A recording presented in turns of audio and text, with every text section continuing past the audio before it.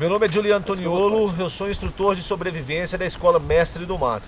Eu nasci em Ouro Preto, mas estabeleci aqui em Belo Horizonte e a partir daqui a gente começou um treinamento de sobrevivência com a Escola Mestre do Mato já há quase 10 anos.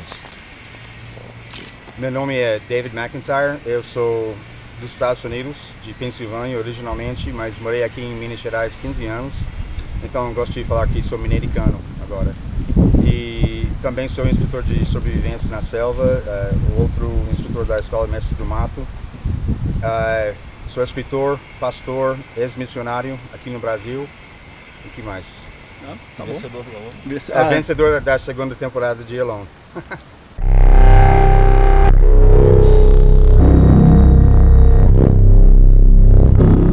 Como é que começou para cada um de vocês, né, a experiência no mato, né, esse gosto de ir para lá e de desenvolver técnicas que permitem sobreviver e poder chegar mais longe em algumas ocasiões no mato, na selva?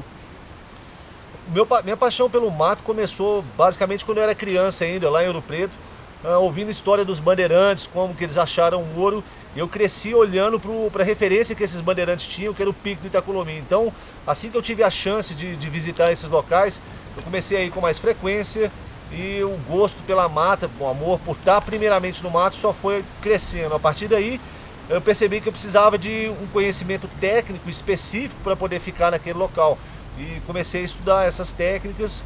Com o tempo, a experiência adquirida e o conhecimento me permitiram começar a treinar pessoas de forma profissional. Eu já vinha treinando amigos e familiares, mas de forma amadora, vamos dizer assim. A partir de 2008 a gente estabeleceu profissionalmente a Escola Mestre do Mato e começamos esse trabalho mais profissional mesmo, né, voltado para essa área. Para mim, eu fui criado numa área rural de Pensilvânia e também minha família tinha uma casa nas montanhas. E eu fui criado como caçador, sabe? Meu pai era caçador, pescador e meus irmãos e eu fizemos armadilhas para pegar os animais na selva, que lá é legalizado, tudo tem temporada. Mas aos 15 anos de idade comecei a entrar nas montanhas e sem experiência. E passando perrengue lá no mato, assim com meu irmão, eu desenvolvi meu interesse em sobrevivência na selva, que eu queria resolver esses problemas e evitar os problemas. E quando mudei para cá, para BH, eu era pastor dos jovens numa igreja aqui no centro da cidade e eu achei muito difícil morar aqui na cidade de 5 milhões de pessoas.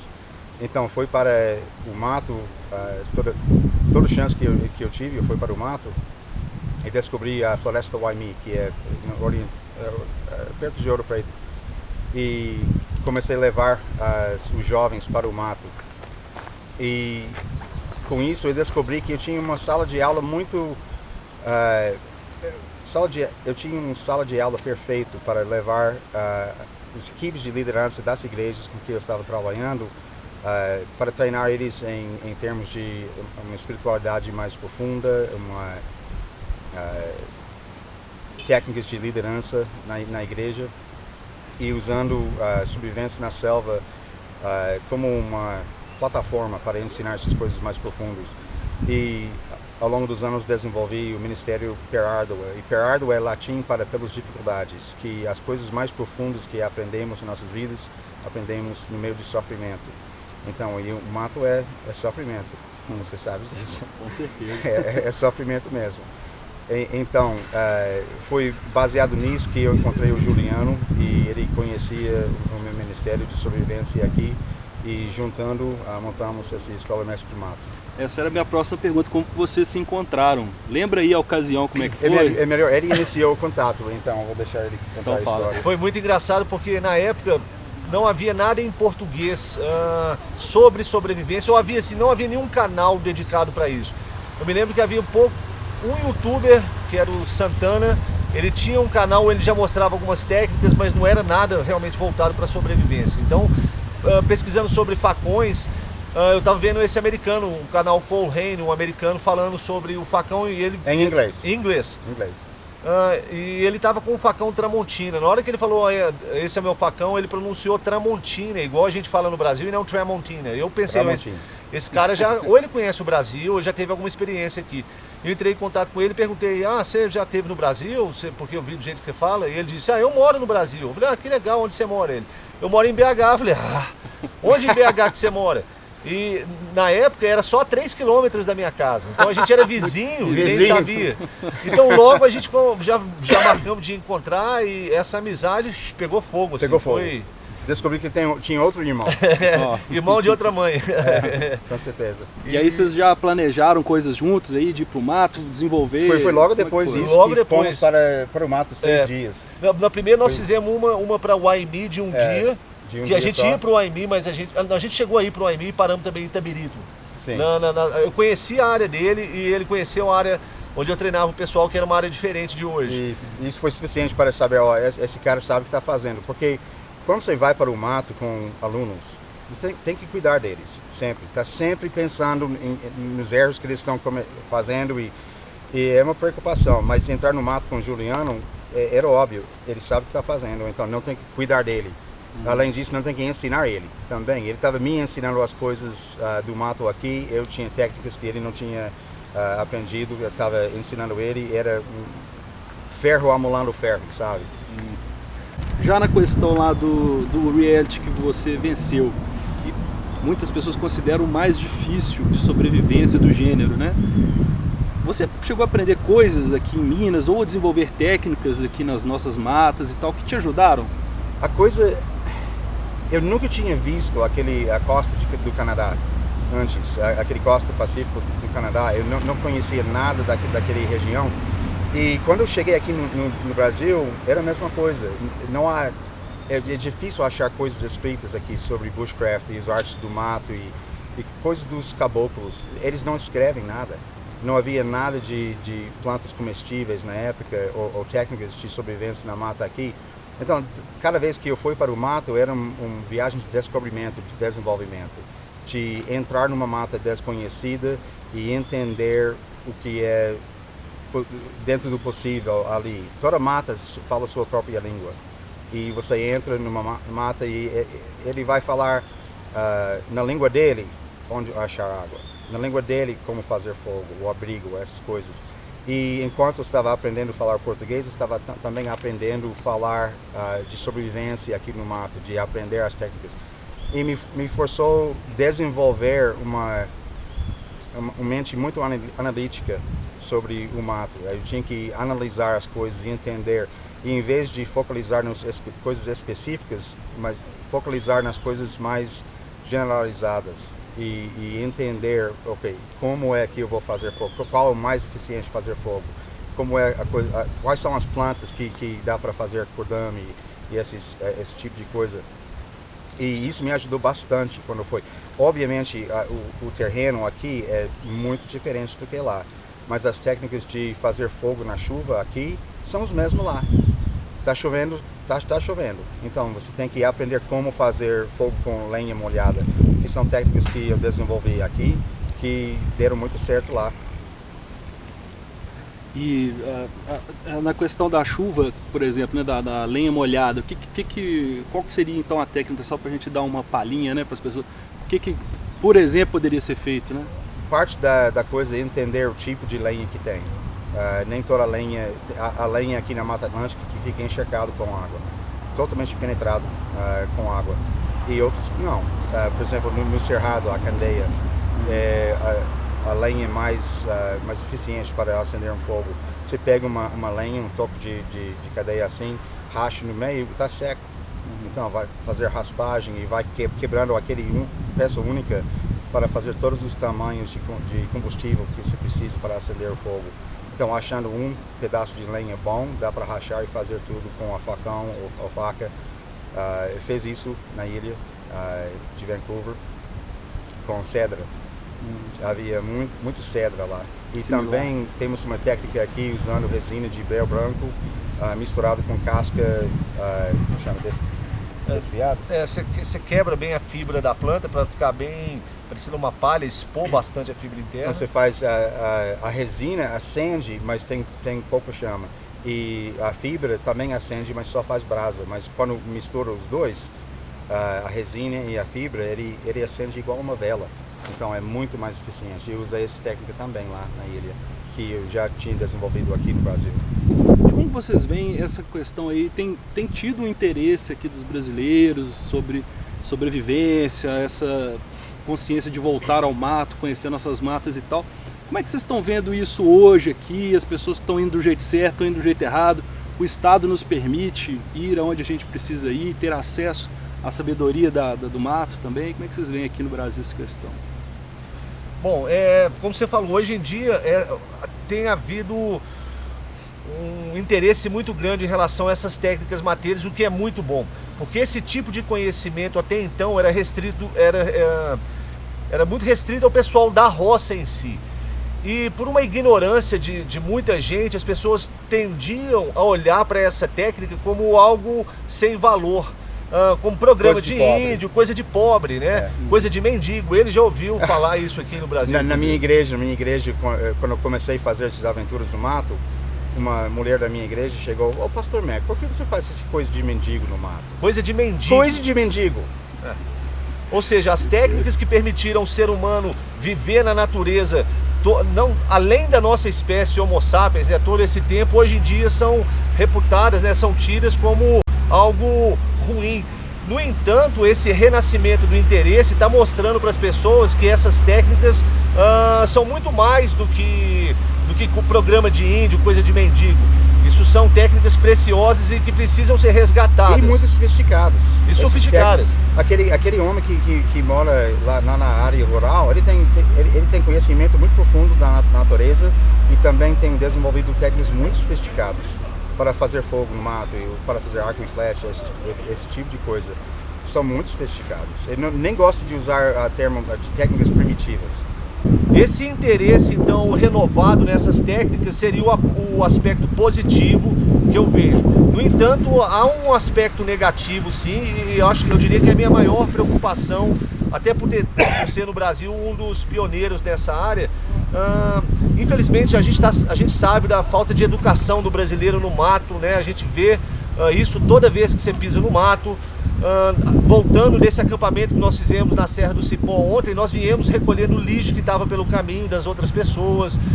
Muita gente quer ir para o mato, quer estudar as técnicas, mas não tem o entendimento necessário para primeiramente pisar naquele local e o respeito, muito antes de pensar nas técnicas ou no equipamento em si. Então eu diria que a minha maior preocupação é que as pessoas vão para o mato sem ter um respeito primário, que é a condição primária para se pisar naquele ambiente. Porque se a gente não tomar cuidado com uma prática sustentável e responsável dessas técnicas, a gente corre um sério risco de que a prática de bushcraft, o treinamento de sobrevivência venha a ser associado futuramente muito com abuso, com a falta de respeito, com a falta de cuidado com o ambiente, e acabe se tornando marginalizada. Eu diria que esse talvez seja o meu maior temor em relação à popularização dessas técnicas. Eu acho que a última coisa que eu gostaria de ver é no jornal qualquer aí dizendo que um grupo de mateiros colocou fogo numa reserva ou cortou árvores ameaçadas. Então é preciso, antes de tudo, desenvolver sim uma mentalidade, uma consciência ecológica correta para poder estudar essas técnicas e aproveitar a área onde você encontra, seja aqui em Minas, no Cerrado, na Mata Atlântica ou em outro local qualquer do Brasil.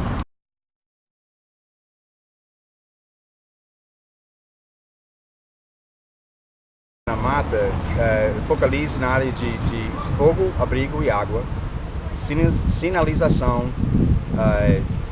navegação e alimentação. E já passei todas as dificuldades em todas essas áreas aqui em Minas Gerais. Primeira vez que eu acampei bem perto de um riachinho nas montanhas, o ar frio à noite desce, pegando o mesmo frio, o mesmo rumo do que a água. Eu estava lá embaixo dormindo de rede. Foi uma das primeiras vezes que eu dormi de rede, passando um frio horrível. E acordei às 3 horas de madrugada, não deu como dormir mais, porque era tão frio. Outras vezes eu passei dificuldades de desidratação aqui, especialmente no Cerrado. Eu tinha que desenvolver técnicas de achar água e colher água do mato. Aqui a temperatura é mais moderada, para eu que estou mais acostumado com o frio negativo lá debaixo de zero dos Estados Unidos. Não chega tão frio aqui, mas quando você está molhado e a temperatura abaixo, uns 3, 5 graus, aqui nas montanhas você pode morrer de frio. E também a desidratação, já peguei muita encontro com cobra e coisas venenosas aqui no Brasil. Eu tenho que entender e conhecer os hábitos desses bichinhos para evitar os problemas. Já, como o Mac falou anteriormente, toda vez que você vai passar no mato, você entra no mato para ficar um determinado tempo lá, você vai sofrer. O sofrimento faz parte daquilo. Inclusive você tem que entender isso para ir preparado. Poderia passar o dia inteiro falando de situações de perrengue, eu já peguei no mato ao longo disso aí, mas tem duas especialmente interessantes. Uma foi uns 8 anos atrás, fazendo a travessia Lapinha da Serra Tabuleiro. A gente tinha ficado o dia todo na chuva, molhado, e quando a gente chegou num local de acampamento lá em cima, estava caindo uma tempestade muito grande, o vento estava soprando muito, e eu fiquei hipotérmico, eu estava encharcado, eu estava tendo dificuldade de encostar o polegar no mendinho. E para fazer os nós, para montar a rede, foi muito difícil naquela situação.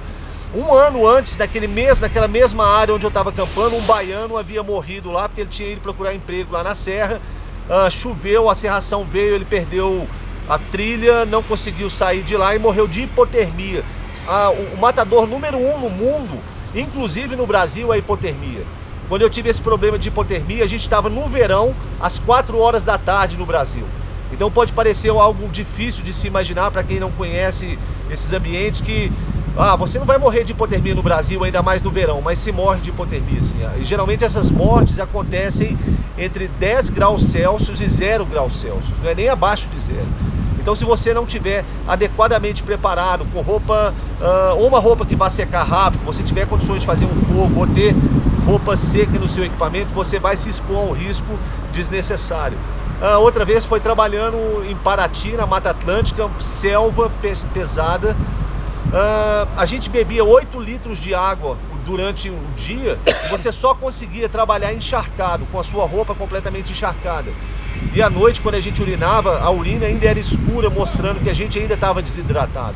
Então o problema da desidratação não é brincadeira. Ontem a gente voltando da trilha da serra, a gente encontrou com um casal completamente despreparado, de camiseta, indo procurar uma cachoeira, mas eles estavam...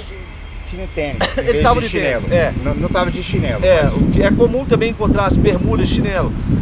E cada um tinha uma garrafa de 500 ml de água e uma já estava vazia. E eles haviam, pra gente ali, 2 especialistas, você pega 2 pessoas naquela condição com a qual a gente trabalha, a gente viu na hora os erros básicos e fatais que eles podiam cometer. Então nós orientamos eles na trilha, eles acabaram retornando para o local mais seguro e foram procurar um outro passeio. Temos eles mais 500 ml de água. De água, exatamente. Água para eles. Dividimos nossa água com eles, orientamos e eles acabaram procurando, ainda bem, para a sorte deles, um local mais tranquilo. Porque são erros básicos que a gente comete quando você ignora que o tempo pode mudar, que você pode se perder. Uma pessoa sai para o mato para fazer uma caminhada de 2 horas, ela não está pensando que aquilo pode se tornar uma situação que vai durar dias, então ela tende a não levar nenhum tipo de preparo. E se a gente não fizesse isso, a gente já teria padecido já no mato muito tempo atrás. E pra gente fechar, queria que vocês contassem, quais que são as características das matas aqui de Minas Gerais, o que elas têm de bom, de ruim, de difícil, de fácil, o que vocês acham assim que mais chama atenção? A coisa que chama a atenção para mim aqui na mata é a biodiversidade brasileira, é incrível. Eu lembro uma vez passeando no Cerrado, eu sentei para descansar, olhei para baixo e num quadro de meio metro quadrado contei 17 plantas nativas ocupando o mesmo espaço. Eu achei espetacular. 17 plantas nativas ali.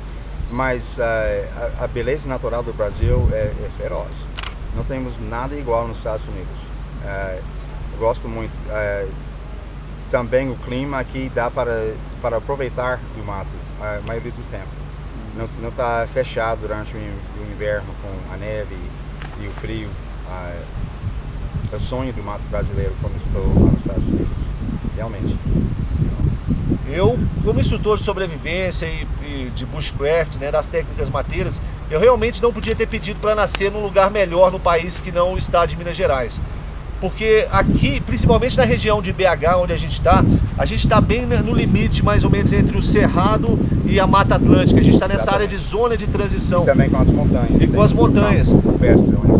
Então a gente tem acesso a vários biomas diferentes em áreas relativamente muito próximas umas das outras. Então você está no fundo de um vale, numa área de Mata Atlântica, você sobe para o alto daquela colina, daquela montanha, você está num cerrado rupestre. Você anda mais um pouco, você cai para o cerrado aberto. Na época de chuva, você desce na Mata Atlântica, na época de chuva, tem que usar as mesmas técnicas que você usaria na Amazônia. E mesmo o morro, você está, se for em julho, principalmente na época de seca, você está no deserto, você vai usar técnicas de deserto. Sem falar que ainda, se a gente dirigir um pouco mais, umas 5, 6 horas para o norte de Minas, você chega na Caatinga. E aí sim a gente está falando de um deserto, né, mais clássico, vamos dizer assim, deserto brasileiro mais clássico. Então Minas Gerais é muito rica, né, em termos de belezas naturais e oportunidades para as pessoas praticarem todas essas técnicas e colocarem em prática esse conhecimento. Mas, gente, nunca se esqueçam do respeito para com a natureza. Essa é a primeira coisa. Aprendam a se comportar primeiro na natureza para depois entrarem lá naquele meio e com respeito, desenvolverem as suas atividades. Legal? Muito bom. Viu? Fazer um negócio ali. Valeu, brother. Pô, cara, eu agradeço mais uma vez. Obrigado. Obrigado. Gente, beleza. Glória, valeu. Obrigadão. Dá uma carona pra vocês aí, ó. Aceita um brinde? Aí. Cuidado com aceito. Costurar, né?